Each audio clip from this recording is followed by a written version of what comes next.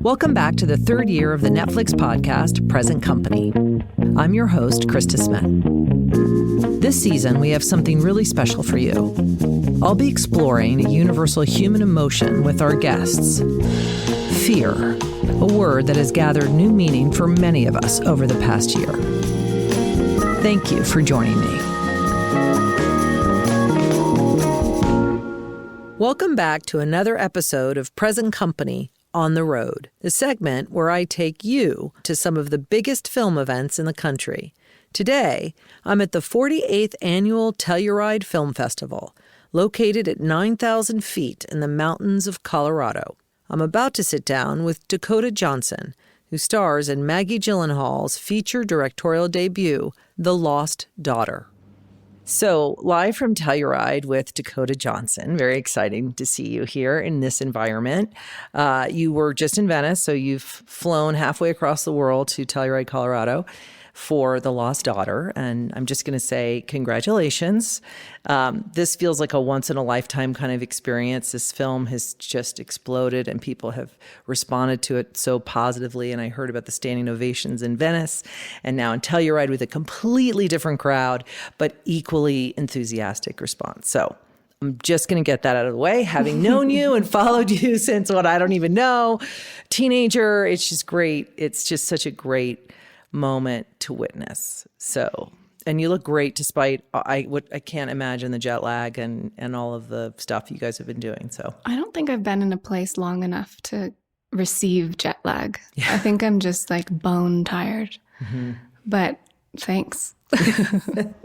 So talk to me a little bit about, obviously we're going to talk about the Lost Daughter and Nina, and you play such a central character in this drama with Olivia Colman, who's Leda, Jessie Buckley, and there's just like all these beautiful moving parts. It's thriller, reminded me a little of Hitchcock, psychological drama, and then just the female condition, all of it. So for you, I look at your IMDb page and you have been working steadily. It feels like every year you've got a project, a film, you've been really, you got a lot of momentum.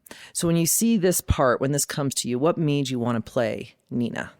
There was something about the raw honesty in the script that made me feel uncomfortable and like seduced. And Maggie really like captures me all the time. She just gets my heart. And she has this, she's such a brilliant mind. And when I met with her, I loved the script so much. And it wasn't like, I hadn't read the novel. And when I met with Maggie, there was quite a process of like me getting that job. But when we started working together on it, I asked if I should read the novel. And she was like, no, maybe don't. And her whole journey of making this and adapting it and then working with me, and we were working over Zoom, and then I think she was working with Jessie over Zoom, and all of us together when we were there, it was so saturated. It was like, Peter the other day said something about how Maggie has this ability to tell the real truth of what's going on. Mm-hmm. Like everyone says, oh yeah, this is happening, but like what's really happening here? Mm-hmm. For our listeners, that's Peter Skarsgård, actor and also husband of Maggie Gyllenhaal. Yeah. And there was something about Nina that was, she could have been so two-dimensional. She could have just been like the hot girl on the beach. But she's a woman who is hungry and invisible. Mm-hmm. And that is devastating. That is like so many women I know. I've felt that at times in my life where you're just like, I want more for my brain. I want to like chew on things and I can't. And I'm not seen, and nobody actually sees the heart that I have or the mind that I have. And that's Nina. And then also having this child who is demanding more than I think she understands that she can give. This was tough for me because I'm not a mother, but I grew up with so many siblings, and so many of my friends have babies, and I see them at times just be like, oh my God, I don't know if I can do this. I don't know. And like somehow you just do it or you don't. Yeah, one of, I think it's incredibly nuanced, the relationship you have with your daughter, who's one, as I was going to ask you, what is it like working with a child actor? Because you do have this complicated, incredibly intimate, beautiful, and then frustrating relationship with your daughter, and the way Maggie shoots it and the way it was edited and comes across and acted, it's really impactful. How was that working with the kid? That was really interesting. Athena, when we shot this, was 4 years old. And that's so rare in movies. Usually the kid is a bit older, but they look quite young, so they have a little bit more maturity. She was 4, and she was kind of a wild animal. You couldn't really tell which days she wanted to be there. She didn't really, I think, understand what she was doing. My immediate instinct was to be like, okay, I'm going to just become best friends with her. So I bought her these huge bags of candy. I was like, I'm going to give you whatever you want. Nothing worked. This kid was like impenetrable. She was cold, stone-faced, just like, you're not my mom. Stop acting, like hardcore, and so smart and so brilliant. So I was like, okay, what do I do now? Because I need to have this relationship with her. And I let her just be so frustrated on me. Like I was the punching bag. She didn't want to be in a scene, and she'd hit me, and I'd keep going. And the scenes where we're in the toy store or where we're on the beach and she's like screaming in my face, I was dying inside. I just was like, oh my God, this kid. But then it was like, she got to let something out. She was having fun being kind of a wild little animal and like scratching at me or pulling my earrings out or like, screaming in my face, which I'm sure she wasn't allowed to do with anybody else. Right. But my immediate reaction to having this little girl was like, sweeten up to her. But it turned into this, like, just let it out at me. Your frustration about doing this over and over again, your frustration about being 4, like right. all the things. And it worked, but it was It is another element to it. Yeah. All right. So you talk about three-dimensional. This is what this film does so successfully, is you have on first sight thinking that, are people going to be two-dimensional? Is this going to be, it's just nothing that you expect. And I love that. And I love this movie because it kept me so engaged at every turn because I wasn't able to anticipate what was coming next. And I love that. And I loved your performance. I just was like, was so excited to see you just take this on and excel. And I felt like, oh my God, this is it. This is it. We're 30. We're here. This is the part. Everything is in the rearview mirror. We're only looking forward. And that's what I felt. Even though you're not the lead, even though you're not Olivia Colman, who we're going to talk about in a second, I just thought this is a career-defining part for you.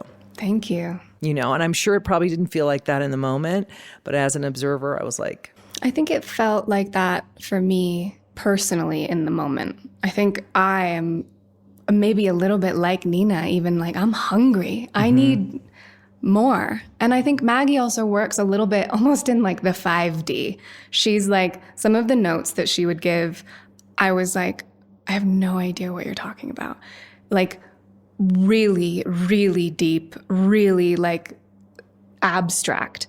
And I just go with it and take it. And it was, I think I feel like I also in my own womanhood and in my own artistry, I want to unfold.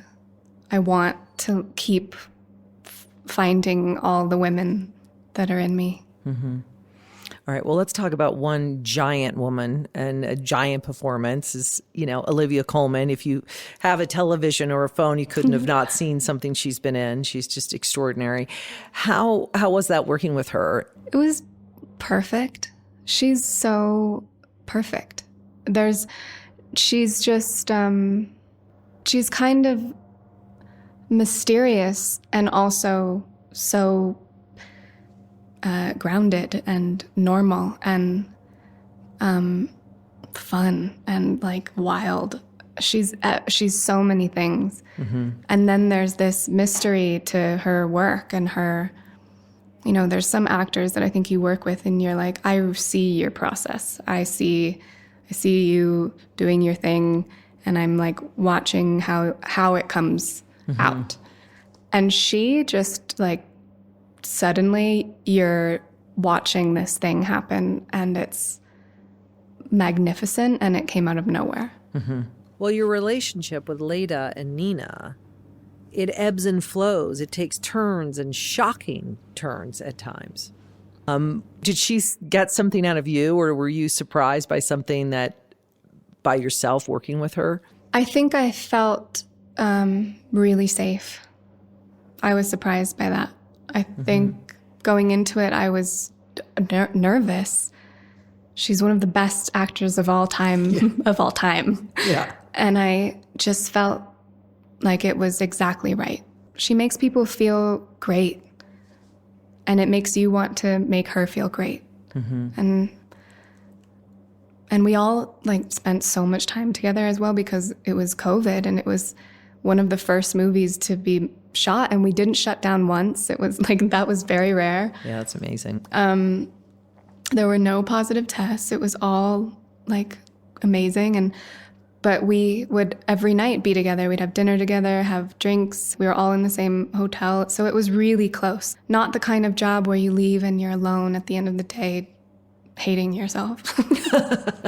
I know no one actually talks about what a lonely business it is making a movie. That and I had Ed Harris in here earlier today, and he was talking about, how frustrated he is sometimes when you're acting because how much he loves directing because he's constantly in the process. Yeah. Whereas an actor, oftentimes you're waiting 6-7 hours to do your 2-minute bit. Yeah. And it's just this endless waiting and to keep focused and keep in it. And you can't really read a book because then it's going to take you out of where you are and all that stuff. Yeah. But no one ever really talks about how isolating it is. It is isolating, for sure. And it's so different during COVID to make a movie. Mm-hmm. All of the things that sort of mitigate that isolation when you're filming, like bonding with the crew and having on-set friendships and like jokes and things, it's all gone. Mm-hmm. You can't see anyone's face. You can't touch anybody. You can't hug anybody. You can't hang out with anyone. Can't go anywhere. Yeah. I've done 4 movies in less than a year in COVID, and it's so fucking depressing. Yeah. It is like all the fun. I mean, it's gone. It's so hard. And it's interesting because you shot this in Greece and originally it was supposed to be somewhere else and then COVID. But I mean, I'm complaining about making a movie. I'm saying it's so hard and my job is like, I'm the luckiest person on the planet. So also we were in Greece. Yeah. That was amazing. We were on an island. Everyone was like a little bit drunk all the time. Mm-hmm. And it was great. Yeah. It was Sambuca. Yeah. All of that. You turned 30, right? I'm 31. 31. Mm-hmm. So how are you feeling about the dynasty pressures, the acting pressures? Like, where are you in that? So I remember talking to you when you first were starting out, and you were definitely, I was actually talking about you with your dad. We happened to be seated next to each other at a friend's birthday, and I was like, God, your daughter, she just has it. She's so charismatic. Like, she's just got it. I don't know what it is. It's just so what did crazy. You say? You're welcome. Yeah, I think you did. But that was, I think you were Ben and Kate or whatever. You were really, was like your first thing, or it might have even been Social Network. It was right around that early time. And it was funny. He did say, you're welcome. That's so funny. But how I feel like that has really gone into the background and you really are just now yourself. But I'd like for you to talk a little bit about that. In terms of my family, or Yeah, like, just how are you feeling? And you come from like a long line of actors and that responsibility, and yeah, love your grandmother, obviously, duh, like gold standard and legend. I know, she's so remarkable. And she's she's getting older. Mm-hmm. I try not to have an awareness of the optics of my career. Mm-hmm. I think I really want to be inside of it, but also now you have to, in a way, because of social media and because of how fast things move, I think. So I feel like I just want to make great things. And I don't know, I started my production company, which is really exciting, and I have an amazing partner. Her name's Ro Donnelly, and she used to work at Netflix, and now she's with me running my company. And it's really liberating to like start just making my own things. And I don't know, I feel very separate from my parents. I don't really feel like I'm very much like either one of them in terms of my work. I want to make great things, and if I can, move people and move the world in a way. But I don't know. I love the Tea Time. Yeah. The name of your company, I should say, for everybody listening. Yeah, Tea Time Pictures. And was like looking on your Instagram about the Tea Time and having fellow artists do their top 5. I thought was super clever. Yeah. And what I find is interesting is that, which I'm really happy to see, is women of your generation being able to say, I'm going to have a company and I'm going to create something and I'm going to own it and I'm going to dictate, my own career and my own kind of purpose as an artist. Whereas for your mom and your grandmother, it was more reactive for women to a certain degree. And I love this generation. Yeah. And I look at Reese and Emma, Jennifer, all of the gals that are out there making great stuff are really taking ownership. And it's kind of, being a Gen Xer, it's kind of amazing to see that. That's a good point. And I really wanted with my company to create an environment, sort of a collective of artists that loved working together and felt really safe and supported and equal, and then able to like reach higher and do better work. And Ro and I have really found, like, I love championing young writers, playwrights, female writers, female directors. We are making a movie right now with this kid named Cooper Rafe, and I don't know if you know him, but he's he's not a kid. He says he's a man, but he's 23, and he made a film called Shit House for $50,000. Great title, and it's amazing. And he wrote it, directed it, starred in it, and edited it and produced it, and he's brilliant. And so we are making this movie with him right now called Cha Cha Real Smooth, which I just wrapped on Wednesday. Oh, great. And it's like a whole team that we've accumulated people over the years so that everyone is like, I'm good. There's no weird patriarchy. There's no weird hierarchy. There's no one treated different than anybody else. And we just want to make great things. Like, the mandate for us is be nice, like, don't be an asshole, and make great things. And that's how it should be. And weird stories should be told, and honest stories should be told. It's hard now working even with the studio system. Like, my company, if we want to sell a movie to a company that's right, there's this like new school, old school war happening. And we have to do rewrites to take out truths that are a little bit too scary for some people. And that's been happening as long as the movies have been going, I know, right? and I'm kind of just like, I'm not down with that. Yeah. I'm not down with that. I want to tell the truth.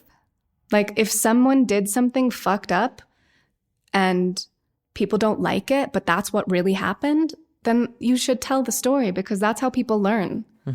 That's what I want to try to do, is just tell the truth and make it great. Mm-hmm. What did you learn from Maggie on this shoot? She's the ultimate truth teller. And she is, I think I have this, not like, I don't know how to explain it. She's really collected and thoughtful in any circumstance. And there are some situations where I would just like fly off the handle and she would assess. And that is something that I am taking because it is so cool. Mm-hmm. And it is so much better. I'm an artist. I'd be like, what the fuck? You know? But yeah. If something happened where there was, I can't even start with the amount of things I've learned from her, but this bravery and this fearlessness to just be so solid, to not have to react and to try things, to like, you know, there were some takes that we did with the little girl Athena that were really, really gnarly. Mm-hmm. And I was horrible. Mm-hmm.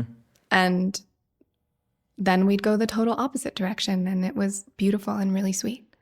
And that is life. That's like the truth. It's not like, let's keep it safe while we're making this. No, let's keep it wild. Mm-hmm. And like everyone feel comfortable. In the grand scheme of things, everyone's safe. So relax. And then within the scenes, go nuts. Mm-hmm. Well, it's like just looking at you, I realize like you both have kind of a familiar background in a way. You grew up in Hollywood. It was your backyard, essentially. Her parents obviously were working in the industry. And watching her act, and now direct, I'm thinking, obviously, it's going to beg the question. Dakota, you've been seeing it, act. Now you've watched a fellow actress direct. How are you feeling about that? Because I see that coming. You do? Yeah, I definitely do. I don't think I'm supposed to talk about it. I'll tell you after this, but okay. I will say it's not a no. Mm-hmm. Not no. It's so scary to think about that. And I'm like, fuck, is that something that I could actually do? I made a music video, but that's different because it can be so nonlinear. Mm-hmm. You know, the answer is yes. When? I don't know, but for sure. Mm-hmm. I can't get movies out of my blood. Mm-hmm. I can't. It's everything. I feel you on that. Yeah, so, you can't either. I can't love either. Movies I know. So much. I can't. I feel you on that. Yeah, I do. I love them. I see them. I feel them. I experience them. I live with them in my emotional state for a while afterwards, which is why I can never really see scary movies because they stay with me too long. Films, I'm very porous. So even a ridiculous scary movie, it'll like, I just don't like that. It's too intense for me. Yeah. But interestingly enough, this season on the podcast, I've been talking about fear because obviously we've been inundated in the past 18 months, more than normal, you know, in terms of a global pandemic, climate change. You know, every time you turn on the news, there's just like we're constantly battling our own fears. And I know that is a very common state for a lot of artists, whether it's as basic as fear of failure or just a general anxiety. And so I've been asking everybody selfishly, and also just because I think people are curious, how's your relationship with fear these days? Like, how are you feeling? There are times when I drown in it. I drown. And I think that that's okay.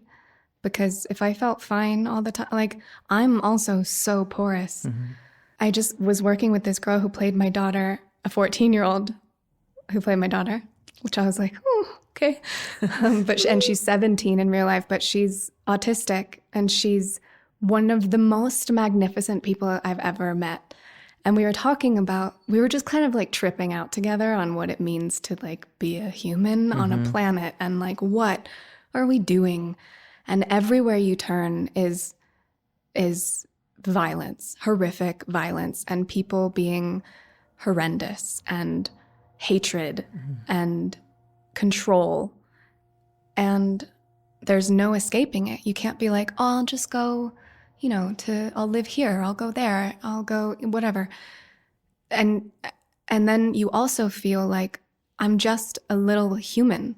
No matter how loud my voice can be, I would have to scream and yell my whole life in order to make just a little indentation, a little movement.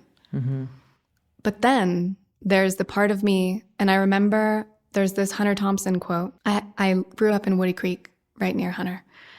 And he has a quote that says, when the going gets weird, the weird turn pro. And that's where I'm like, that's my little road. That is like, the world is really bad. And a lot of people are really bad. But then there are a lot of people that are really good.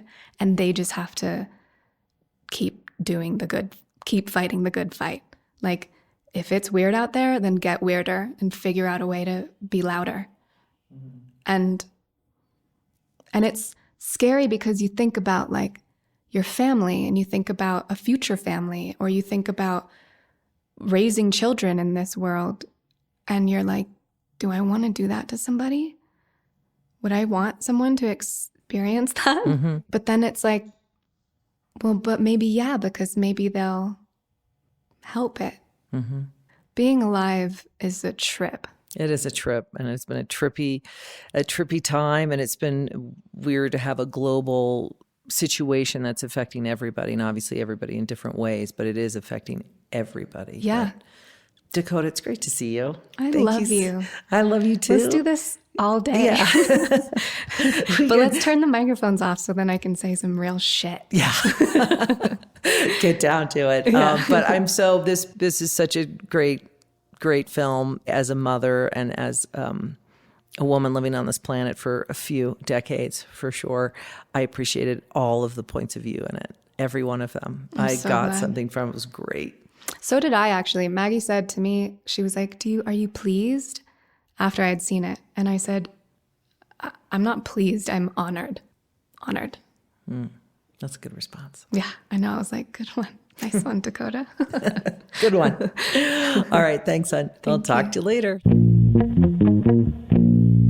Thanks so much for joining me. The Lost Daughter with Dakota Johnson is coming to theaters December 17th and streaming on Netflix December 31st. Please subscribe, rate, and review this podcast wherever you've been listening. You can follow me on Twitter and Instagram at Krista Smith. Join me next time for more meaningful conversations here at Present Company.